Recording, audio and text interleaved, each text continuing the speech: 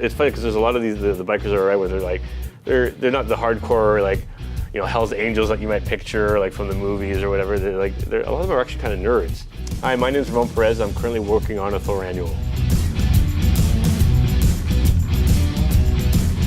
I didn't always want to draw comics. I never thought of it as an option. It was like these comics just were magically made by other people. I didn't think it was a career where you made money. So when I first actually went to college, I ended up taking the illustration program. It wasn't until actually in that program and meeting those people that I actually thought to take this, what I considered a hobby, to something more real.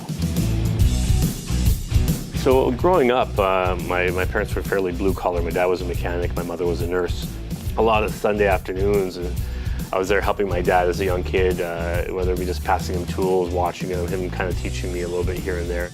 When I decided to draw comics for a living, my mother was quite supportive because she kind of gave me like little rudimentary art lessons. And my dad was like, he didn't know what I was doing. He was just like, I don't get this makes no sense. But in his own weird way, he was supportive in the sense he let me try it.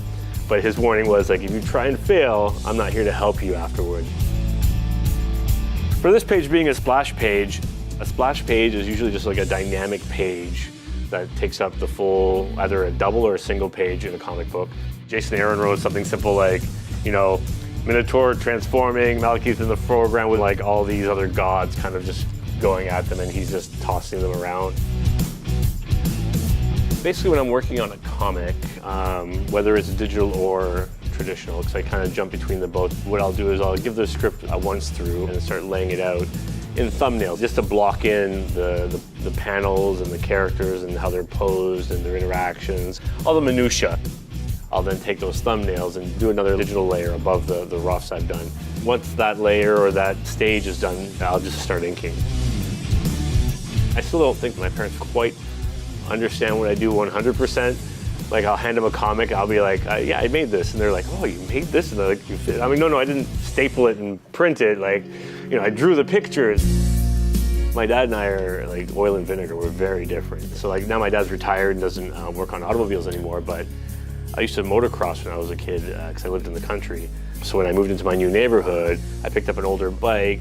Getting the motorcycle, especially an older model, was definitely a way to reconnect with him. I ride over to his garage and he kind of sits by and kind of, you know, if I'm having a problem with something, he'll point out, try this or over here. And my skills as an artist stem from that.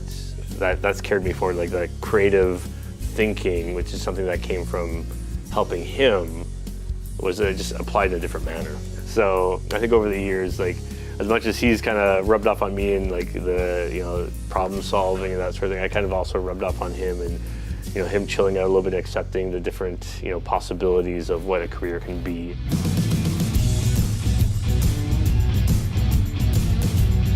Yeah, this whole world of Marvel superheroes is just like beyond them. You know, I've often joked of the day, like when you know, if I ever took them to a con and they would just, their brains would melt, I think. They would not know what's going on. Like, they'd see people, they'd see cosplay, they'd see like, oh, they're like, what is this bizarro land you've taken me to?